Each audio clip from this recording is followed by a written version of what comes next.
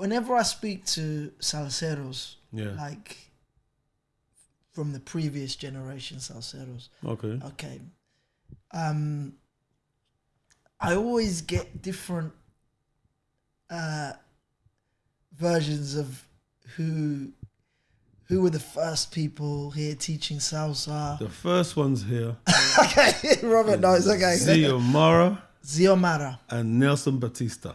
Those are the first two. As far I can't think of no one else before them. See, because this is from what I know. Yeah. So I mean, I'm not obviously you know this is what I've heard. Mm-hmm. So I heard that the first guys were. I've always heard Nelson Batista's name mentioned. Ramiro Zapata as well. Yeah, I think he was a fraction after, but yeah. Elder Sanchez. Yeah, again after. So he was after Nelson and... Nelson was teaching him. Oh, really? Yeah. Okay. Yeah. He got a lot of good stuff off Nelson. Wow, so... And the other one was Orod. Orod was teaching in Swiss Cottage, teaching, I think, film stars or famous people and stuff. Okay. But he wasn't known on the circuit to the regular salsa crowd, but he was teaching people who wanted to know salsa. Right, I see. Not directly in the salsa scene so much, as much as everyone else. Okay. So your first teachers were Nelson Batista Xiomara first. And then I went to the Grand Combo concert and saw Nelson and said, whoa, I didn't know salsa could look like that. I want to learn to be like him. Okay. And what style was... He was Cuban. So Nelson was teaching more Cuban, right? Yeah. I was learning Colombian style at the time, which I like to watch it, but it's not me. It don't fit with my flow. That's okay. But I love to watch it because I'm impressed by the way he can move. Yeah. Well, you see, this is what I've been told is that at the beginning I heard a lot of people were either dancing Colombian, Cali salsa, or they were dancing Cuban.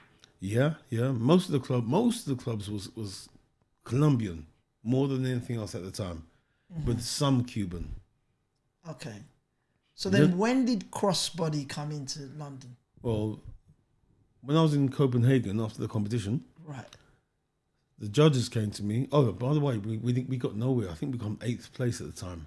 Oh, wow. Yeah, so I was like shattered because I thought I had some moves. Yeah. And none of my stuff worked. What worked was people being more on time and understanding the music more, and we weren't doing that. Because at the time, I didn't know much about that. I just did what I could, or what I knew. Dancer, yeah.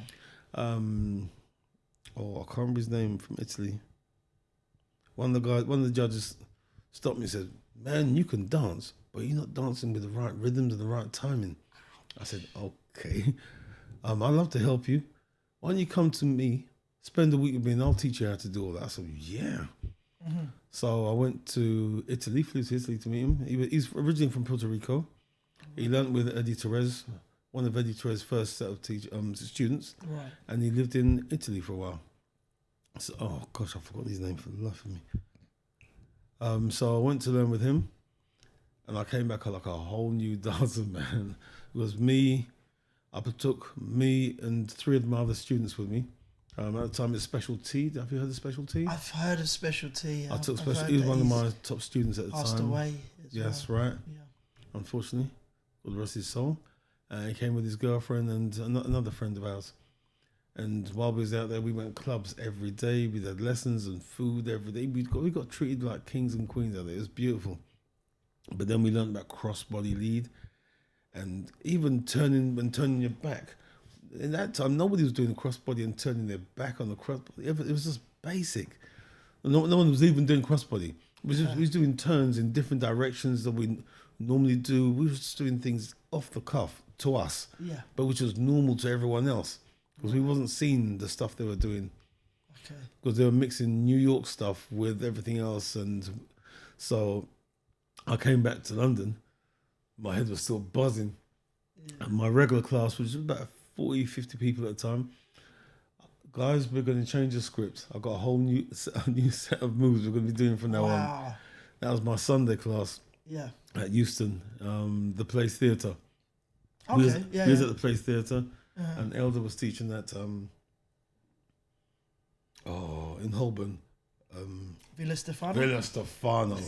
Yeah. Okay. What a legend of a place. Yeah. So, because what usually happens is I would teach for 2 hours and take all my class down to the Villa High Elder and try and fill up the place with just my students.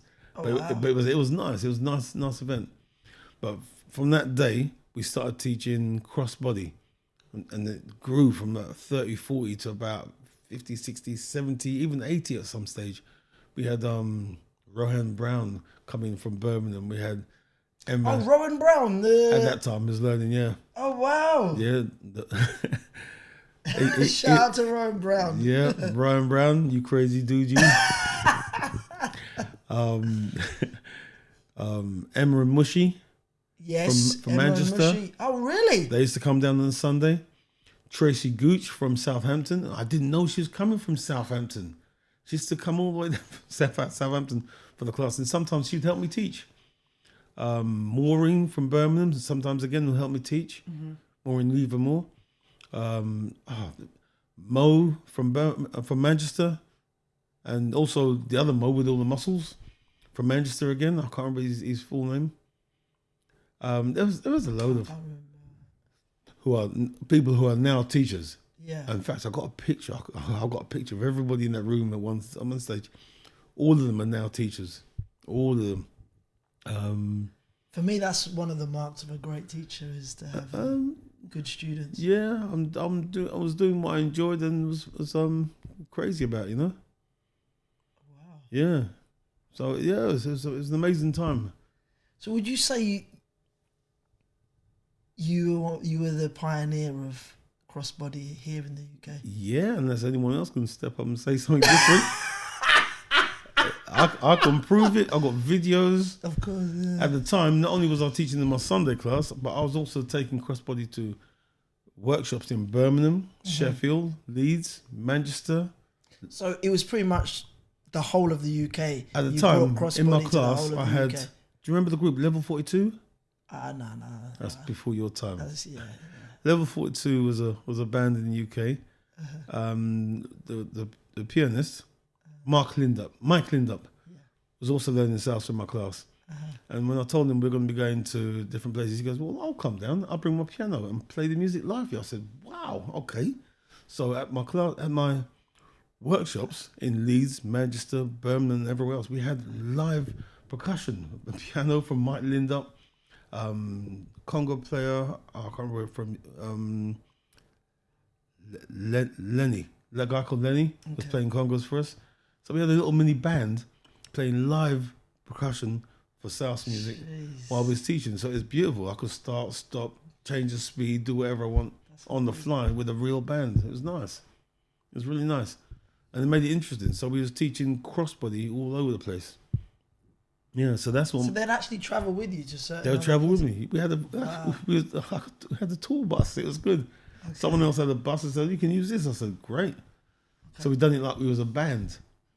So then how did crossbody impact the other styles? Because a lot of people in the beginning who didn't know about crossbody thought, oh, these guys are teaching some rubbish, trying to make money out of salsa. I was trying to prove to people, no, this is how they do it in New York and other places as well. Not only... It's not me just making it up. This is what I've seen elsewhere. And just after I went to Italy, I got relatives that live in New York.